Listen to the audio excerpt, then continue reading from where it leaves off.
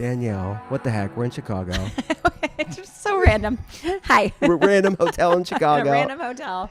Thanks for having you took me out of my cave, my introvert cave, and you invited me on your book tour. Thanks for having me. I'm so happy to have you here. Everybody's going to just have so much of your wonderful insight tonight. Well, thank you. A sold out event. Yeah. It's going to be standing room only. Yeah, some of it is, I think. I picked small intimate gatherings so that I could actually be with my community. But don't turn people away. I say sit on the ground if you want in the back. That's the best live events in my opinion. I agree. And we've got it's a co-working space. We're using their big lobby and it's really pretty. So I'm just going to be like, pop into that conference room and go grab yourself a rolling chair. Yeah, exactly.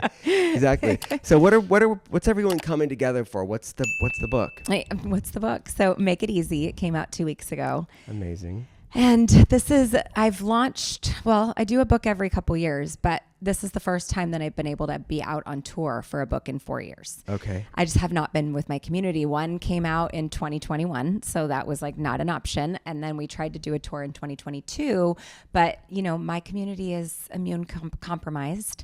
Not only that, but just coming out of all of that, it was just so difficult to actually get the tour off the ground. Yeah. Just impossible. I mean, everything that was a roadblock for us just kind of came up. And so this is the first time in 4 years that I've been with my people. I'm like, they are my community. I feel like they're my friends. They're so loyal. They are. And it's who I write my books for, you Yeah. know? I'm like, I don't need to write cookbooks for my own sake. I write it for them. Yeah. And so when I write one every 2 years, I get inspired by whatever the next one is going to be because of these tours. Wow. And being with these people, right? So where was the conception of this book concept since you weren't on that tour? That you didn't have that public connection? I had so much writer's block, and I don't normally. Normally, I've got this just giant notebook full of ideas and recipe requests from my audience, and I'm just so excited usually to jump into the next one.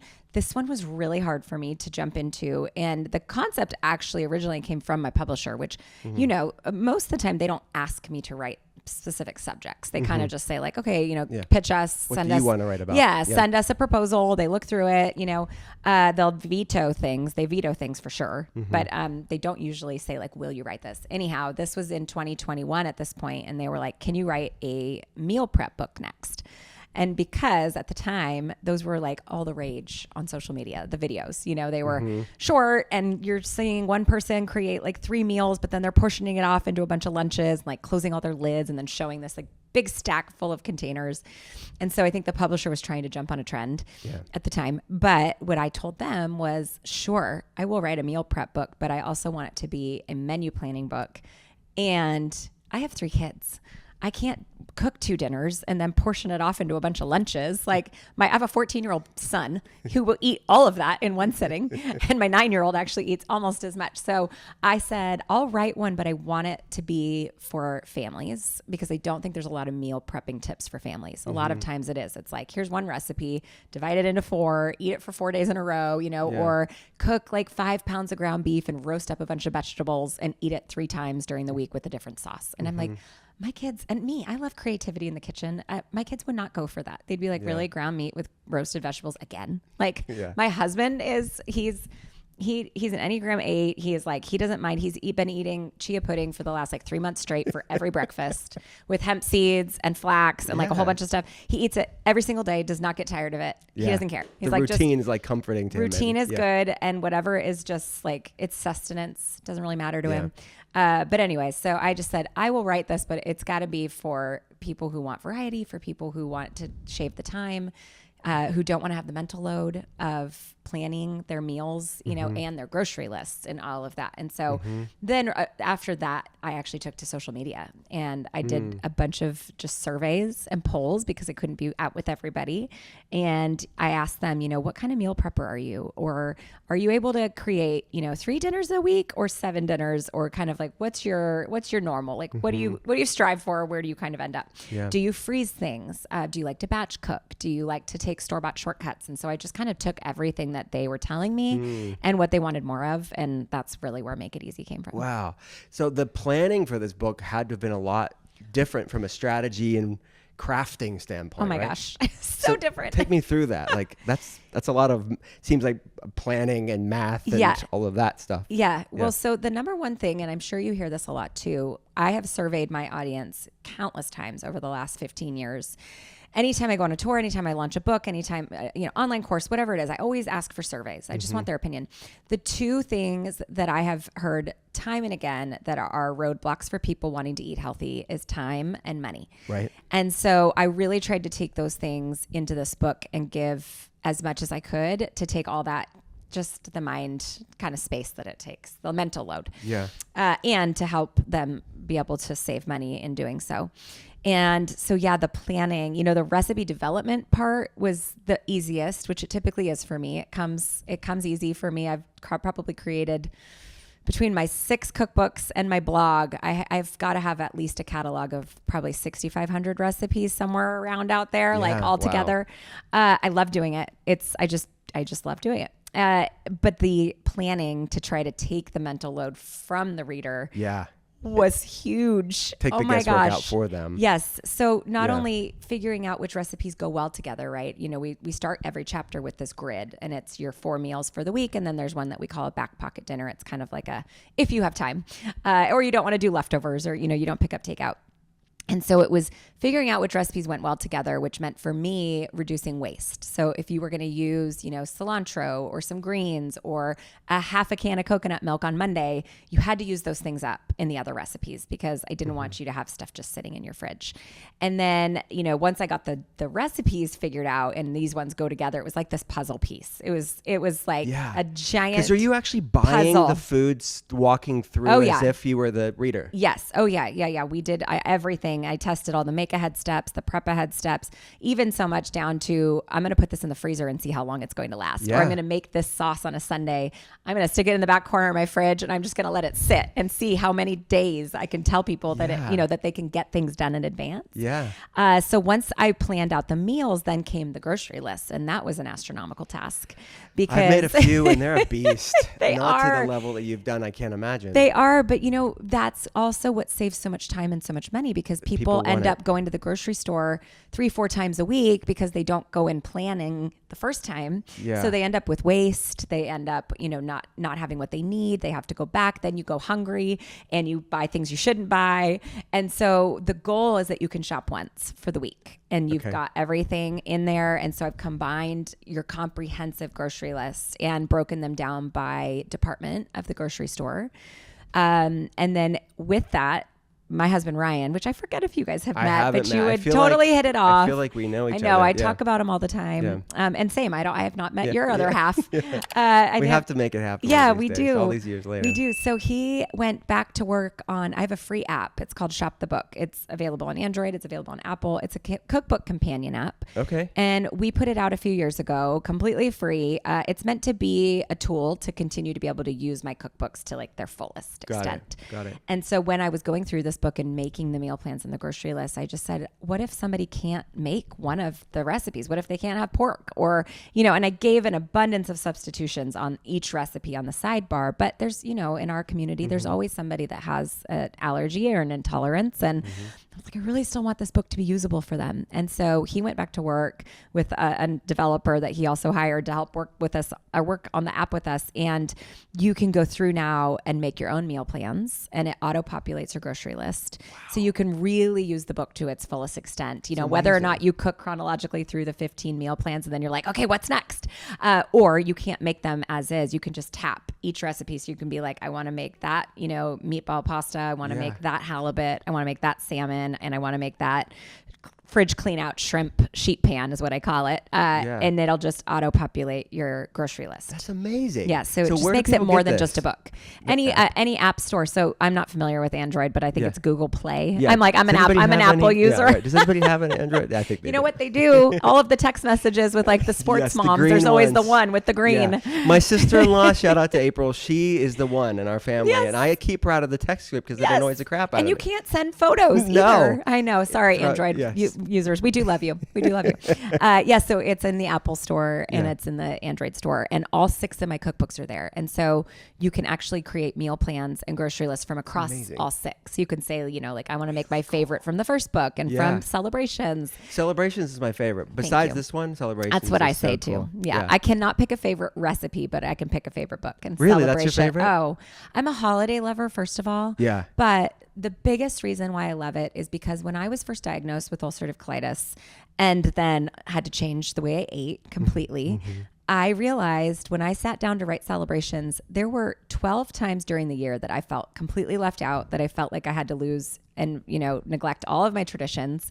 Right. So I'm like, there's a holiday in every month of the year when I was writing. I'm like, there's January, there's New Year's, there's February, there's, Valentine's Day, so forth. And I'm like, that's a lot of time during the year to feel left out and deprived. And so that book to me, I just love to see people that are bringing my recipes into their kitchen and creating new memories around big food holidays like Thanksgiving, to see somebody make an entire menu from my book on a holiday that's like as important around food as Thanksgiving. Yeah. It's just such an honor. It's so cool. For people that don't have your books yet, they're going to get it after this conversation. What's kind of the umbrella of the type of cooking that you do from a dietary restriction standpoint? Right. So I started out under the brand name Against All Grain, which kind of explains it, but it's all paleo. So it's grain-free, gluten-free, dairy-free. There's no legumes, no refined sugars.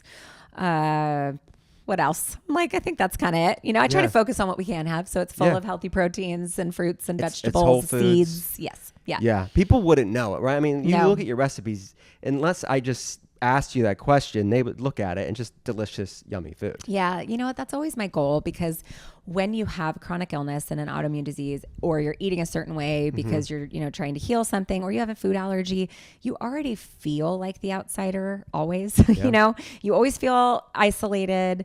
And so when I create my recipes, I test them on people who don't have to eat that way. Because first of all, as a mom of 3 kids that works full time, I don't want to make 2 meals.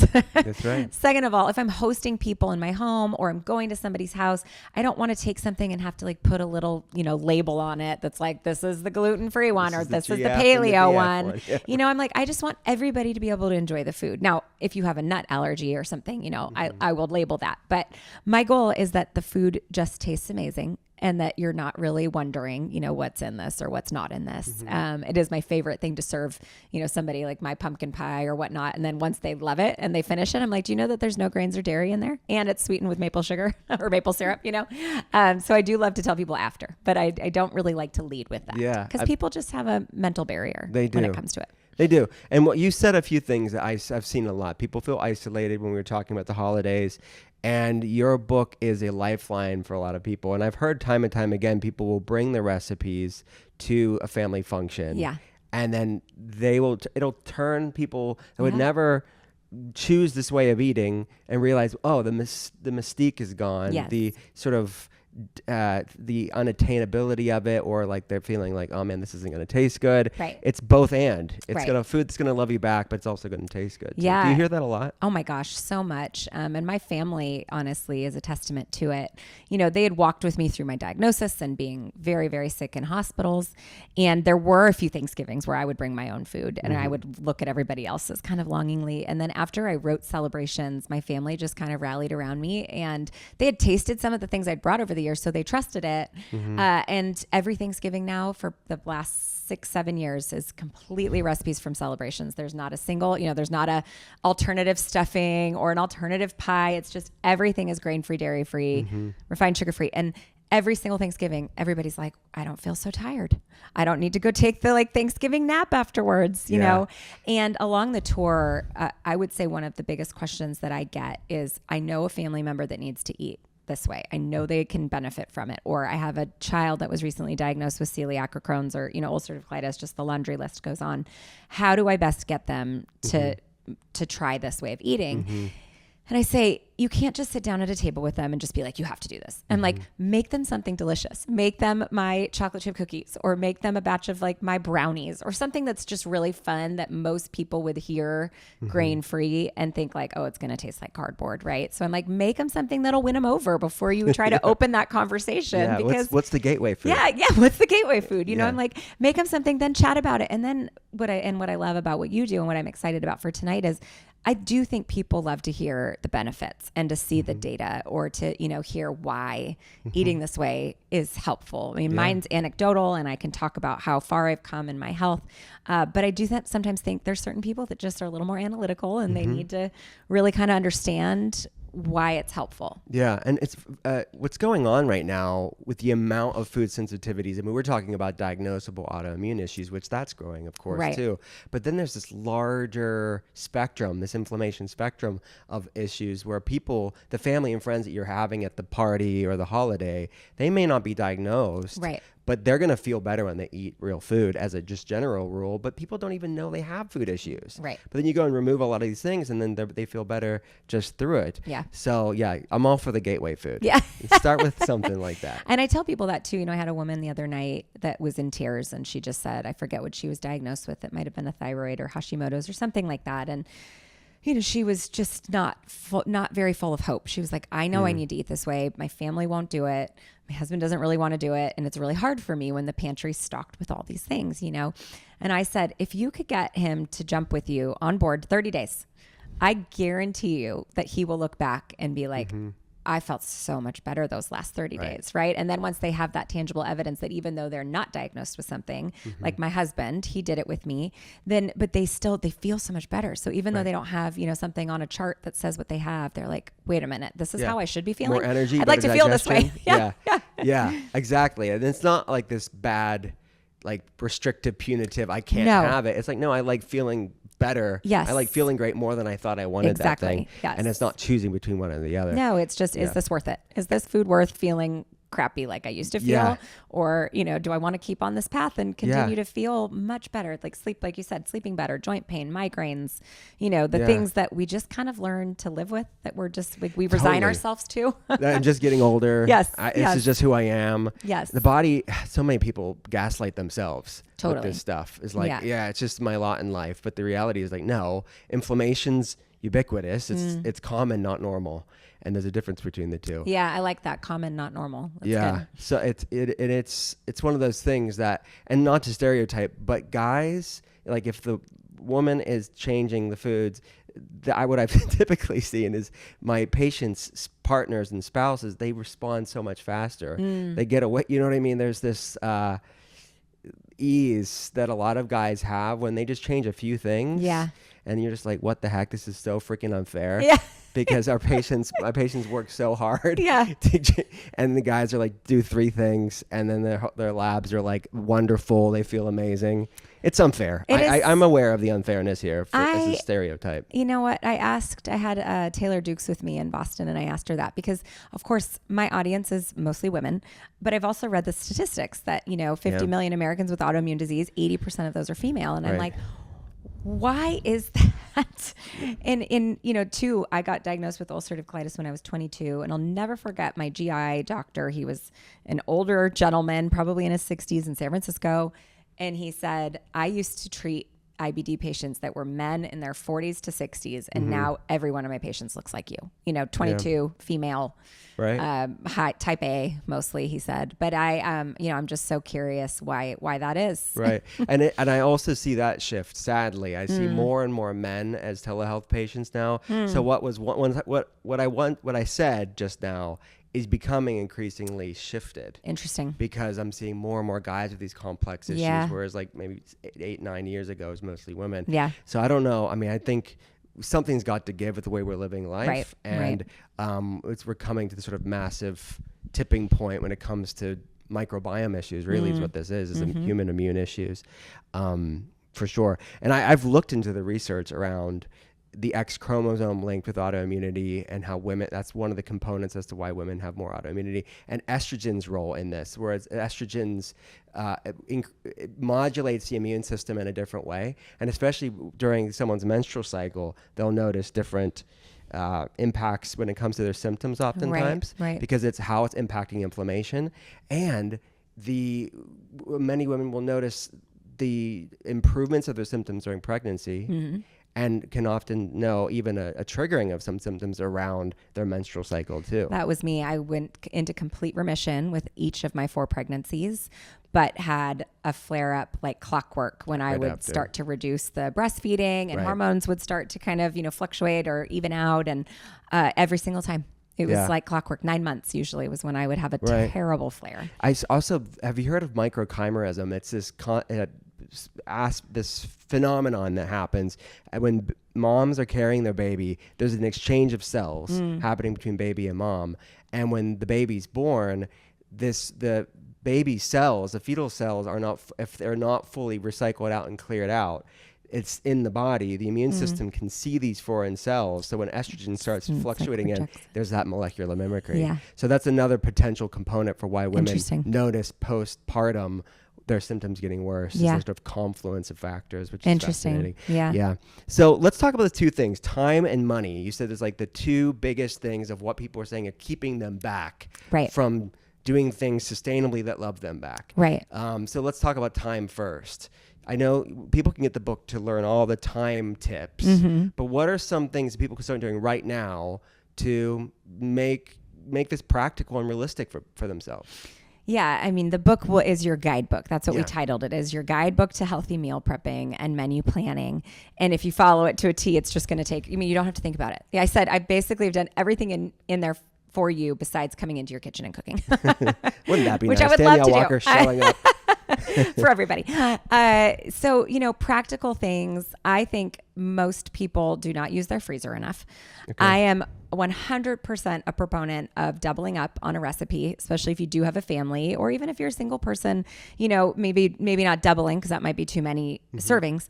But when we put the mental load into shopping for something, that takes a lot of time to make your grocery list, to go to the store, to pick those things out. Then once you put them back into your fridge, finding them and kind of compiling them on your counter and starting to go through the recipe, right? Then we have cutting boards and knives and measuring cups and all the things that we pull out to make one recipe.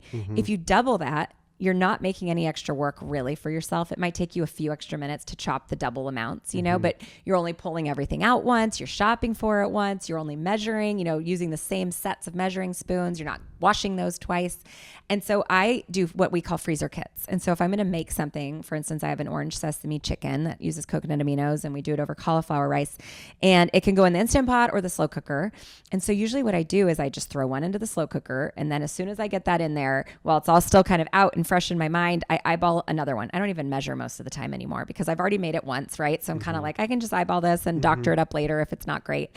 And then I've got a second dinner that's not cooked yet, and I just stow it away in the freezer. Got it. Even if you don't have a whole lot of space, just to have a few of those little treasures on a busy night. I'm like, you have kids too. We have kids that play sports. It's like baseball games will go into extra innings, and then my plans for dinner are thrown off. And so to be able to go to the freezer and just be like, oh, I've got a dinner already made, I don't need to worry about it. I think those things are huge. And then I really do believe in just chipping away at your prep work at the beginning of the week if you can. I'm not the type of person that has 4 hours on a Sunday to just like prep everything and make a whole bunch of meals to, sustain us through the week. I actually identified 6 different types of meal preppers in the book. And they're like, I call them meal prepping personas, because there's a batch cooker, and there's a freezer prepper, and there's a component prepper, which is like, just all those vegetables and meats, and you just kind of figure out what to do with it. There's the semi-homemade prepper, who's somebody that's like, I need to take some shortcuts. And I change between those personas from week to week, month to month, because it just is our seasons of life, right? It's like sometimes it's really stressful with work or stressful with kids, or sometimes we've got summer break and I'm like, oh, I have a little more time to cook and prep. But the one thing that it doesn't matter how busy I am, what season I'm in, getting some of those things done when you first get home from the grocery store, when it's, already out on the counter, even if it's as simple as I'm going to peel and chop up all my sweet potatoes and just stick them in the fridge. And I talk about storage for all those things in there. Or I know I have to use garlic cloves 3 different nights this week. I'm just going to break that little, head of garlic open. I'm going to peel it. I'm going to throw them in my food processor and just chop them up, stick them in the fridge. Washing your herbs, your lettuces, things like that. It's actually kind of amazing how much time it ends up saving you when you're going to get ready to cook dinner. That's why in restaurants, they do something called a mise en place, which is like the French term for having all your little things already set up. It's like kind of creating your own cooking show. But when you have everything already chopped, to be able to make dinner on a busy weeknight, it cuts down your time significantly. So little things like that are very huge. And then really just the planning. The planning helps you save so much time. I mean, when you don't have a plan in place and you go and open the fridge at 5 p.m., it's so super overwhelming to look and see like what ingredients you have and to try to come up with something. And so when you've got this plan in place for the week, it just saves you so much time and you don't have to put a lot of thought into it. So if you're not spending that like Sunday, like the stereotypical Sunday of meal prepping for the week, Right. how do you break it up throughout the week typically? How many, and what's the time per time that you're doing that? Yeah, I think it depends. You know, every meal plan is kind of different and they kind of cater to those different like meal prepping personas. And I list out which recipes work well for that season of your life so that you can just kind of like revisit those ones until you're able to take on something else. But I would say, you know, an hour for me on a Sunday just to prep a bunch of different ingredients, you know, and that's, I don't even always have that. Sometimes it's the day of. It's like, I don't have time to do this. And so I've pulled out your make ahead and prep ahead steps per recipe, but then they're also compiled if you do happen to have a few hours on a Sunday and you just want to get everything done. Got it. All right, let's go to money. They'll get the full encyclopedic information from the book, but what are the biggest things we can do right now to start saving some money eating ways that love us back? You know, I looked up some statistics on this when I was writing the book, and I think I read that the average American throws away $1,400 in produce a year. Wow. I believe it. Yeah. It's those avocados. It's those avocados. It's those bananas. It's the well, the bananas, you better make banana bread. You See, never throw a banana Danielle away. Walker's calling me out, everybody. Oh my gosh. Or put them in your freezer because they're great in smoothies. Yeah, so peel them first. They can I'm be too bougie. I needed to be better here. You're calling me out. I'm going to be better. Don't next waste time. the bananas. That's the one thing that I never waste. If they're going brown, I peel them. I stick them in the freezer. It's the lettuce. It's the herbs. It's the bruised, you know, apples. It's the things that you bought with good intentions that end up kind of at the back of your crisper drawer, and it's the end of the week, and you're just like, ooh, that's turned brown and it's slimy. Yeah. And so I threw away some strawberries this morning before my flight. The strawberries were white, fuzzy mold. Which happens so fast. So I give you a lot of tips for those types of things in the beginning of the book of how to make these things last longer. But I really do believe, you know, I've joked a little bit along this tour because you've been in this paleo world for a long time.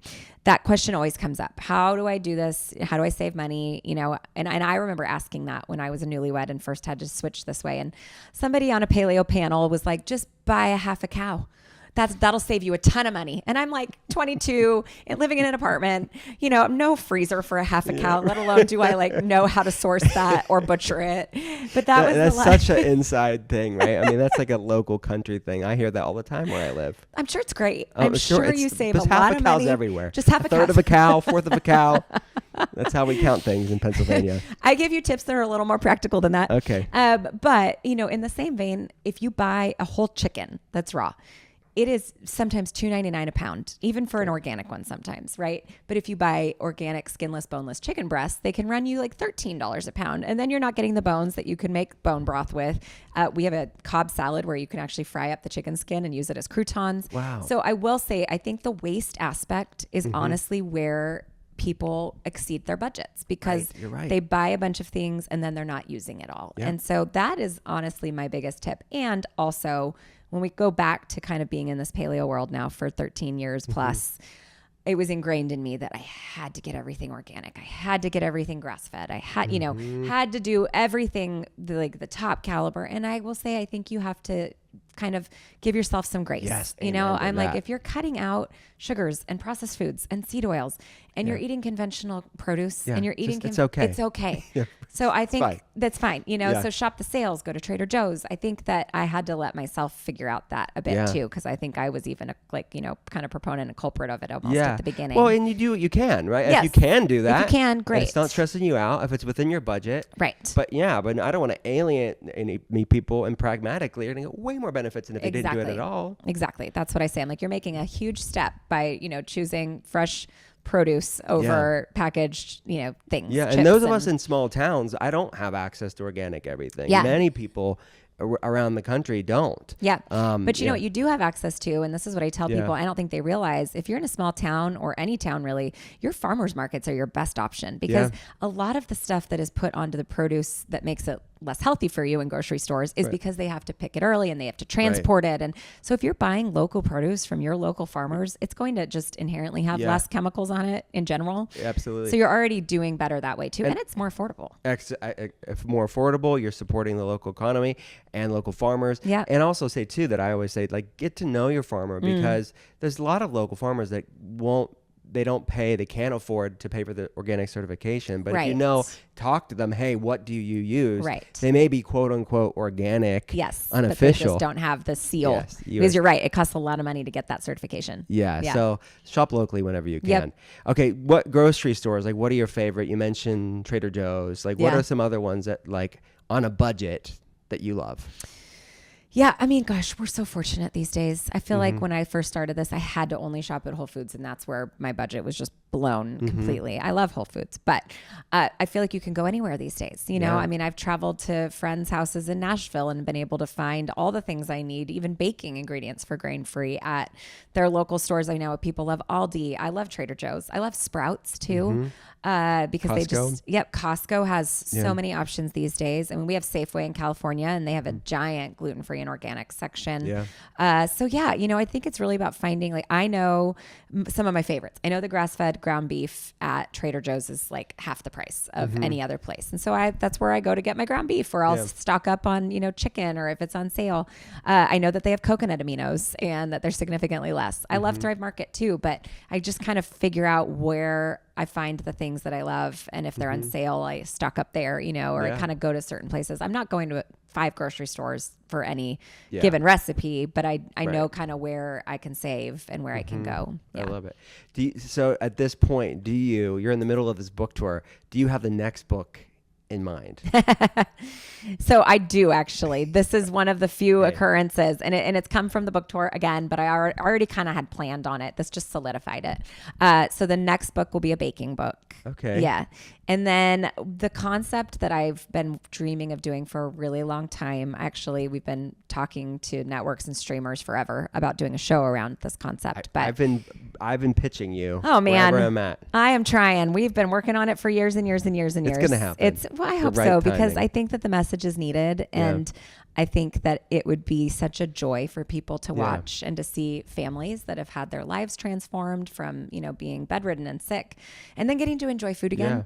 And so there's a book concept kind of around that, of like getting to hear my community stories, getting to take their requests. Like, I envision their grandmother's index card printed on the page, but then I'm taking, you know, whatever that is, biscuits and gravy, or who knows, you know, whatever their family heirloom tradition recipe is, and then I'm creating it with healthier ingredients. So cool. And so that would be, I started a series on Substack where I get to interview my audience, and I get to talk to them and hear about their health journey. And we've had everything from, Hashimoto's to MS to ulcerative colitis, to neuroblastoma cancer, and getting to hear their journey. But then at the end, I ask them what they miss. And I've had requests for everything from Chick-fil-A chicken nuggets to Milano cookies to tres leches cake to flan. And so that's my favorite type of recipe to do, is something that somebody misses, something that, you know, they have maybe a tradition tied to. So that would be cool. the next book. I love it. So maybe 2 years Yeah. out? Yeah. I love it. So it takes you, I mean, writing a book, I can't believe you churn out as much as you do in 2 years. I mean, in the literary world, they call there's such thing as a crash schedule. I feel like every book you have is like a crash schedule, because 2 years is a lot. You know what? Most cookbook authors are on a 2-year track. I didn't realize that. It's a lot of work. It's a lot of work. You basically get done putting out one, and then I have to start testing for the next one. Right. Starting so you're in not like stopping. October. People don't realize 2 years maybe seem like a long time to the average person. No, I mean, that's fast. It's a lot. Yeah. So I do 6 to 8 months of recipe development. Then we do, you know, I have to take a few months to write the manuscript. Then we do about 4 to 6 months of editing, photography. Then we go into, you know, all the edits for that. Yeah. And seeing proofs and checking colors, and I mean, just all the stuff. And then it goes to print, and, you know, we get our first copies 4 months later, and then we've got to dive into what the plan is to get the world to know about it. I love it. So, I mean, 2 thoughts here. Something you said is, first is the TV show. My vision for you on this is Magnolia Network, Joanna Gaines. Yeah. We've had lots of conversations with Magnolia Network. I would love it. That's how I'm visiting. Joanna, come on, make it happen. We were close in 2020, and then, 2020. So we don't, no more words needed. Yeah. Also A&E started Homemade, I think it's called Homemade Nation. It's a new network, and it's all actually home cooking. It's not a whole bunch of competition shows. It's what everything is these days in food TV. And people just want to be able to see food made, you know, and especially with us, there's nothing out there that's gluten-free. There's nothing out there that's grain-free.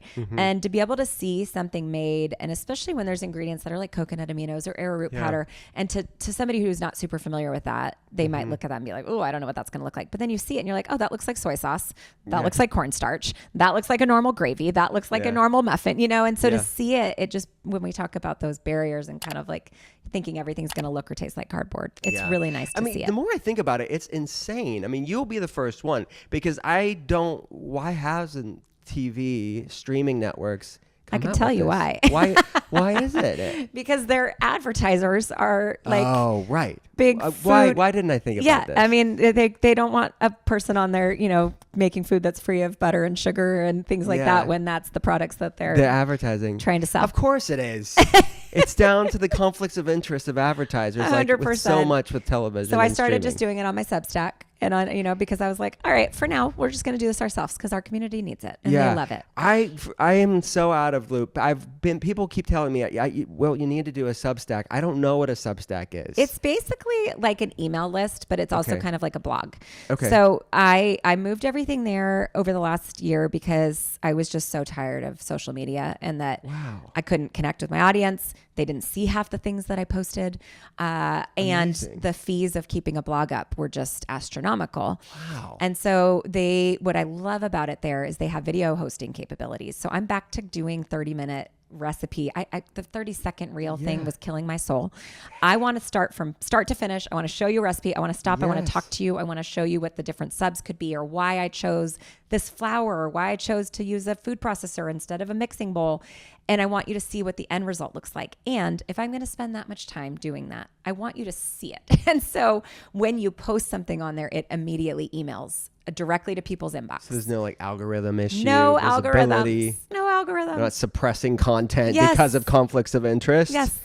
And radical idea. There's freedom chats, of information. There's chats. There's comments, and so like I just feel Substack, like I'm connected back with my audience. I love it. And they do it in a way. So my there's a free version which I send you a free recipe, brand new, nothing from my books. Okay. Nothing from social media. It's all brand new. I send it to your email once a month. But if you pay $5 a month, which ends up being less than $1 recipe, you get one free brand new recipe every single week. Amazing. And I do live Q&As in there that are me, like actually me. Yeah.